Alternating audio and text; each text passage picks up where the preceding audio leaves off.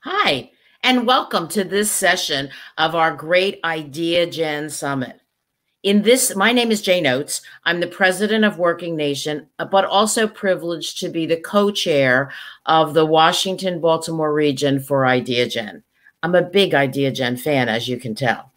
But today you are in for a real treat. I'm sure you don't know much about this organization, but you're going to learn a lot about it, and I'm sure you're going to want to know more.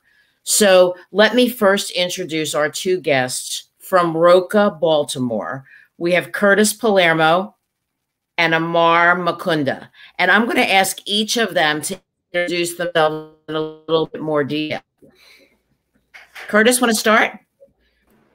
Sure. Good afternoon. I'm Kurtis Palermo. I'm the Director of Roca Baltimore. I've been with Roca since we came here in 2018. And prior to that, I was at a site in Springfield, Massachusetts, doing the same work up there. Thank you. Amar? Hey, good afternoon. My name's Amar Mukanda. I'm the Assistant Director at Roca Baltimore. My role is really focused on our programming and employment efforts. I've been at Roca for 2 years. Before I was Assistant Director, I was a education and workforce specialist here. And, I really got into this work because of experiences with young people in my own family who have had the same experiences as our participants. So that's why I'm here, and that's what keeps me going every day. Well, we're so glad to have both of you. Thank you so much for joining us. So now, if we could we dig in for people that are viewing, what is Roca? Tell us a little bit about not only the program in Baltimore, but in general. You, Kurtis, you mentioned that you were in Springfield before. So tell us a little bit about Roca. Absolutely. So Roca is a long-term behavioral health intervention. We work with 16 to 24-year-old young men here in Baltimore. At some of our Massachusetts sites, we do work with young mothers, but we are not at that point here in Baltimore yet. And we are laser focused on working with the young men who are at the highest risk of either incarceration or early death. We focus on the brain science. We identify and address trauma. We teach them critical life-saving skills through our cognitive behavioral theory curriculum, which I'll touch on a little bit more later. And, we offer them a safe place and the time that they need to make the changes in their lives to stay out of harm's way. We have relentless outreach, which our youth workers are given a name and an address from a referring partner, whether that's the police department, parole and probation, the Department of Juvenile Services. And, we go knock on doors and we find those young men that do not want to be found. They might have participated in other programs, they weren't successful, or they just never went in the first place. But once we do meet that young person, that's where the real work begins. As I mentioned, we create safety and trust through what we call transformational relationships, so that we can learn everything there is to know about these young people, whatever past experience they had, safety concerns, trauma, what they're hopeful for, and areas that they want to change in their own lives. And that cognitive behavioral theory really is how they are making that change, because it helps them address unhelpful cycles and start thinking about how their thoughts, feelings, and actions can and have impacted their lives. For many of them, if they don't make a change, like I mentioned, they'll be in jail or worse. Many of our young people have been shot. They have shot people. They have been incarcerated under supervision. So for us, it's about offering them the opportunity to practice, relapse, and repeat these skills so that they can make those behavior changes. Boy, this is such a program that's probably very different than what people who are watching are used to. And, Amar, I want to go to you for a second, and we're going to go back and talk a little bit and explain a little bit about cognitive behavioral theory and how that does it. But, these young men in Baltimore, I'm going to guess that they've all been in numerous programs before this, and they haven't worked. What's different? Like, when you're knocking on those doors and talking to them in Baltimore, do you, tell them this is something new? This is something that's going to work. Yeah, there are a lot of amazing programs in Baltimore. There's a lot of amazing training programs here. The biggest differences, I would say, are, number one, we are very laser focused on a very specific population, and that allows us to really tailor our intervention. So the specificity is really about the trauma, because of the systems that are in place in this city, a lot of our young men have gone through way more than any young person should be expected to. They have been deeply hurt by a lot of different things. Many of them are gunshot victims. Many of them have gone through way more than young kids should have to. And as a result of that trauma, it is very difficult for them to get to the point where they can show up consistently. As an example, it's very difficult for them to come to a program every day and behave in a professional way. Many of our young men feel that they have to carry a gun just to take the bus to go somewhere. And we are tailor-made to address those specific issues that our young men are going through. So when it comes to our employment work, yes, it's great that we can help them learn some hard skills, but there's a lot of programs that are much better at doing that aspect of it. What we're focused on is helping them address the trauma that is keeping them away from even being able to show up in the first place or be consistent in the first place by using the CBT. And that is really the core of everything we do, including our employment and training work at Roca. So that, I would say, is really the key differentiator. Yeah, it's amazing. I mean, because the gentlemen deserve to be met where they are. And if they're put in a group with other people, they probably are the thumb stick out, right? I mean, they're the dangerous one. So wonderful to have a place where they're the person that you're there to serve. I really, really applaud that. But Kurtis, I want to go back to you mentioned Springfield, and some people who may be familiar with Roca may know decade-long experience in Massachusetts, both in Chelsea and in other state now, as you mentioned, Springfield. But why Baltimore? Why choose to come to Baltimore at this point in 2018? So that's a really good question. And when we were looking at replication outside of Massachusetts, we had to focus on what cities had the highest level of violence, particularly gun violence involving these 16 to 24-year-old young men. And Baltimore was right at the top of the list. You know, the rate at which individuals are being shot and killed here is unacceptable.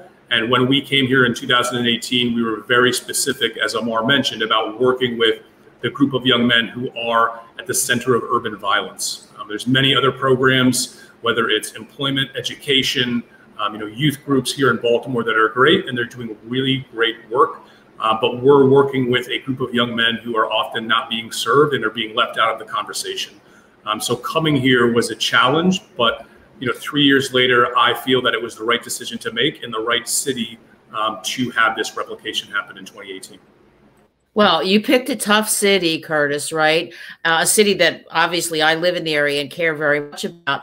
But how did COVID make it even crazier? I mean, it must have been, you started in 18 and we started on lockdown in March of 20. That must have been really challenging.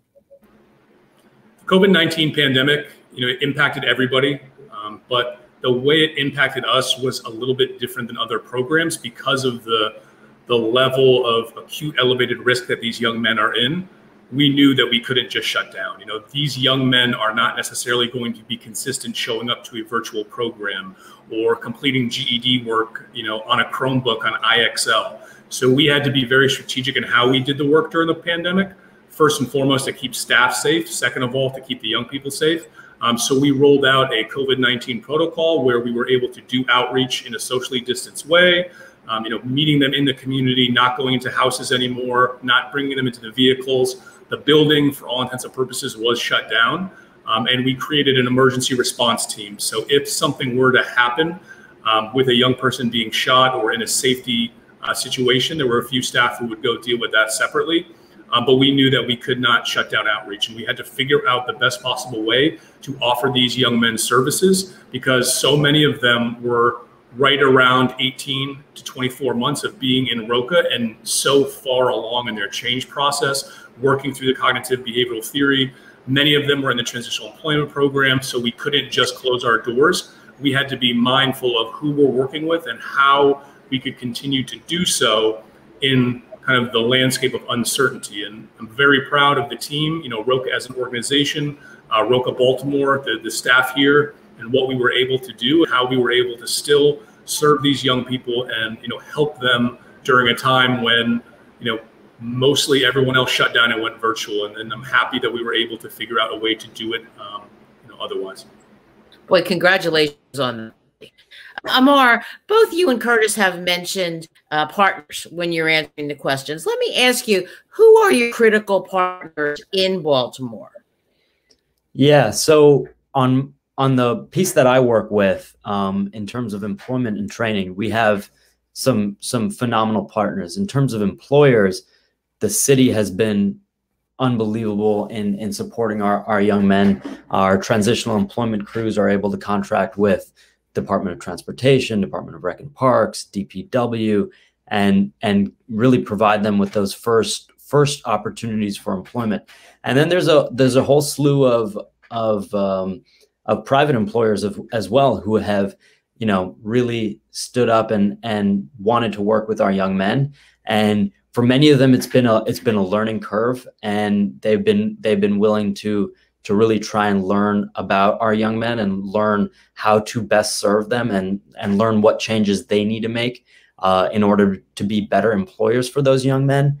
L&J Waste has been phenomenal. They're a Black-owned recycling plant over on the west side. Flagger Force has been phenomenal, and Taharka Brothers Ice Cream has also been a really fantastic partner for us. There's also been some training programs that we've worked really, really closely with. Vehicles for Change and NCIA are a couple of them that have really just been great partners once our guys have gotten to the point where they've dealt with a lot of the trauma they've been through. They've sorted out some of the things that are going on in their lives, and they're ready to show up to something on a day-to-day basis and get those career skills. So those have been great partners. That's been a great plus of coming to Baltimore. I mean, it's so great to hear not only the public employers, but the private employers step up, because the bottom line, we care about these people, but even if you don't, we desperately need their talent. These are such talented young men, and we can't rebuild Baltimore's economy without them. I mean, so it's so wonderful to hear that people believe that in such a short time. I mean, you've made such a great reputation having just come there, and congratulations on that. Kurtis, I'm going to give you a harder question, because both you and Amar have referenced CBT and cognitive behavioral theory. Would you drill? I know so little that I'm dangerous. I know fight or flight, right? I know that we as human beings have that basic instinct, that our first instinct when we're confronted with violence or we're afraid is to fight or to run away. But it's so much more than that. Could you tell us just a little bit about it so people know what questions to ask when they're talking about CBT? Absolutely. And I just quickly want to touch on the partners here in Baltimore that Amar, he didn't mention, and it's not so much from an employment lens, but working alongside the city and the Baltimore Police Department, Department of Juvenile Services, Parole and Probation, these groups that interact with our young people on a regular basis. And it's so important for us to have relationships, to bring them to the table, to meet about young people, and kind of think about how a citywide cross-systems theory of change could impact this city and this group of 16 to 24-year-old young men. So I think it's important to note, that we are working across many different systems of partners. And I would say that the Baltimore Police Department has been one of our best partners since day one, because doing this type of work with the group of young people who are so, high risk and involved in criminal behavior, you have to work with the police to keep the staff safe and to keep the young people safe. So I thought that was important to mention. And the cognitive behavioral theory it's first about addressing that trauma. So when there is a young person or anybody who is highly traumatized, they have a fear that won't turn off in their brain. So they feel anxious or scared or paranoid, and they think everyone and everything is out to get them. And as you mentioned, their natural reaction is fight, flight, or freeze. So because they're living in this bottom survival brain, that is what their brain will resort to every time. The CBT skills help to rebuild the neural pathways, right? So if you think about it, anything that you want to change in your life, any behavior, whether it's you want to get healthy, eat better, go to the gym, quit smoking, it takes time, and it takes repeated practice of whatever it is that you're trying to change. With the CBT, we're trying to help the young people do something different when they might feel paranoid and, is everyone really out to get you? Or, did somebody just tell you to do something at work that maybe you didn't agree with, and what could you do differently? So it takes time, and that's what's important is the majority of the work that we do here is ingrained with CBT. The Transitional Employment Program it's an opportunity for young men to learn the routine of going to work, but they're not necessarily learning a skilled trade or an advanced work skill. It's about waking up, going to work, do what is asked of you until you're ready to move on to the next step. What do you do when you get a flat tire? What do you do when you got an argument with your girlfriend the night before? Preparing yourself for when you leave Roca and go on to that next opportunity, like Amar mentioned, at NCIA, at Taharka Ice Cream, Midtown Partnerships, all of these great opportunities in the city that without that emotional regulation, the young people most likely would not be successful in. So, Amar, they get this heavy dose of understanding how to build these kinds of situations in their head and build the right response at Roca. And when they come to you, they get put out into a work experience and have to apply.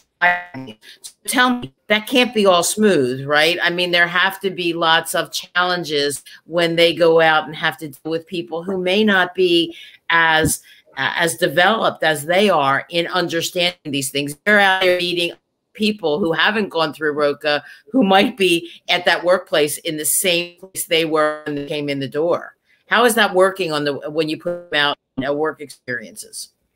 Yeah, I think we have an understanding that not every placement is going to work out, and that's part of the strength of our partnerships, is that our partners understand that providing an opportunity to a young man who has been given so few opportunities in the past doesn't mean just providing them one opportunity. It means recognizing that, okay, this opportunity might work out, and hopefully with the right process, they will learn something from it. And that's a big part of the conversations we have with our employers is, we've done all of this work with this young person. They've put in a ton of effort.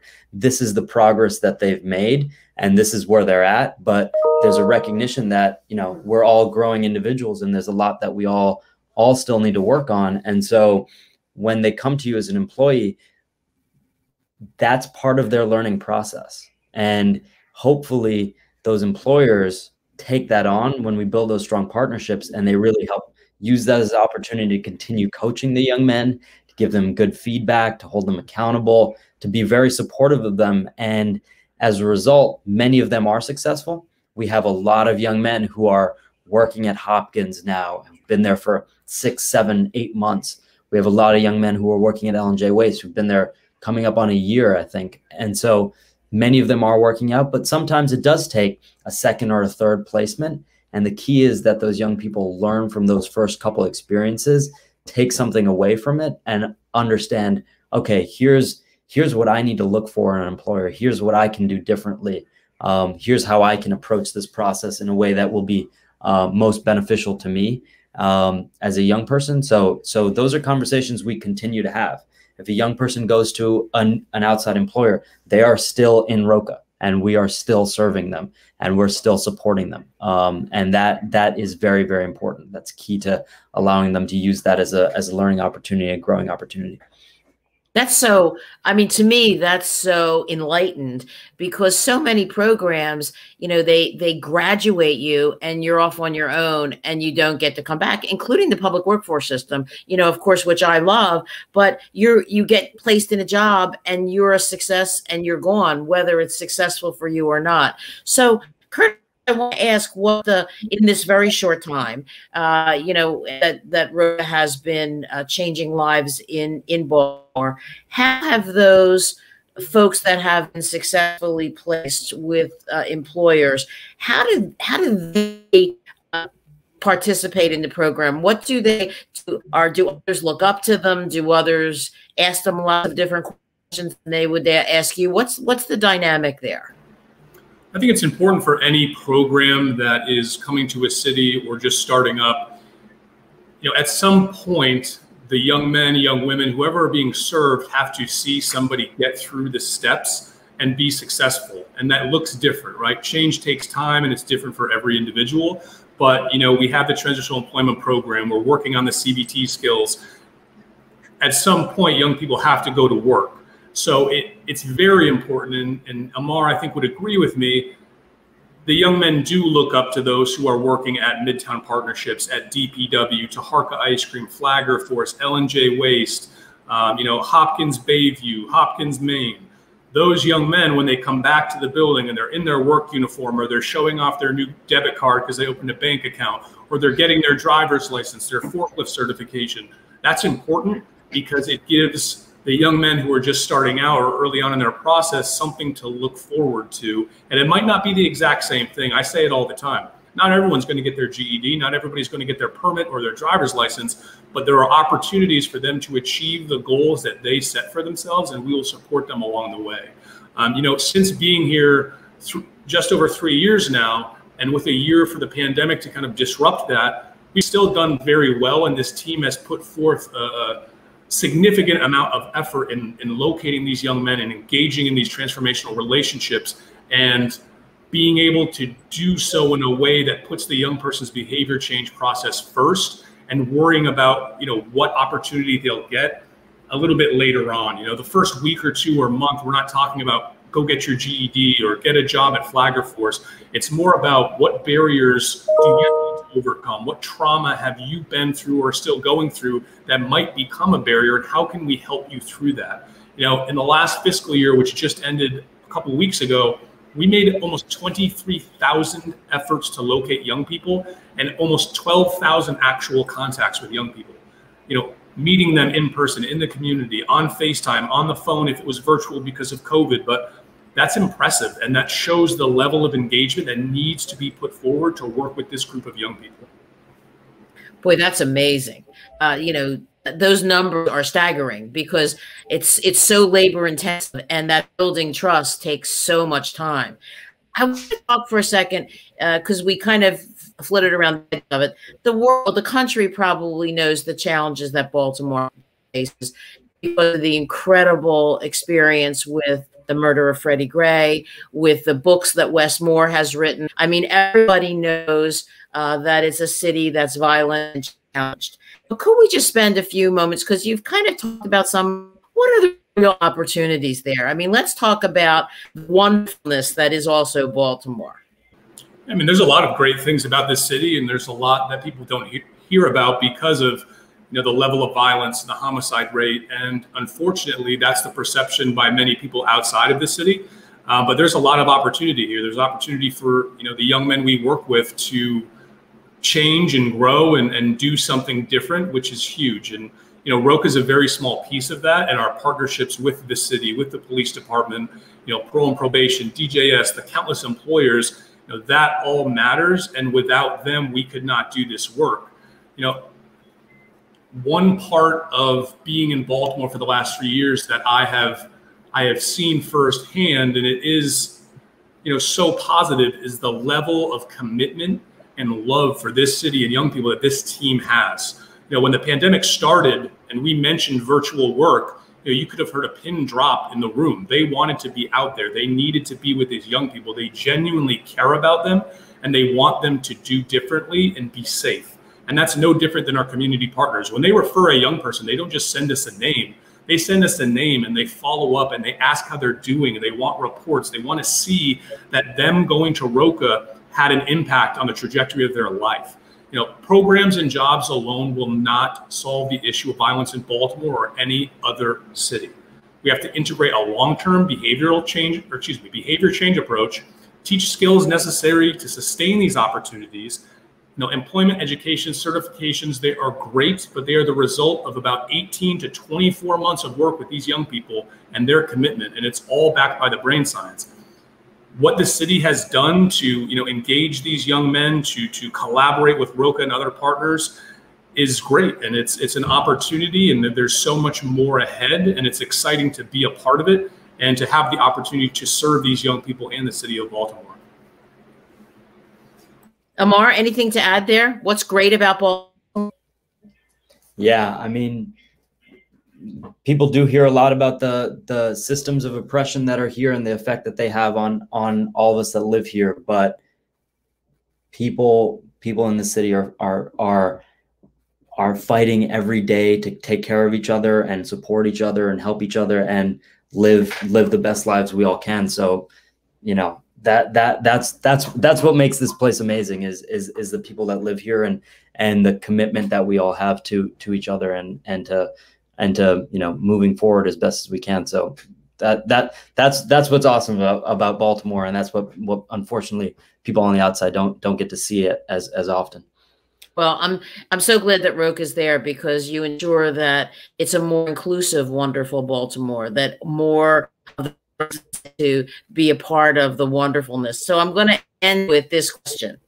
What does success look like? I mean, in the next 3 years, how would each of you measure success for Roca Baltimore?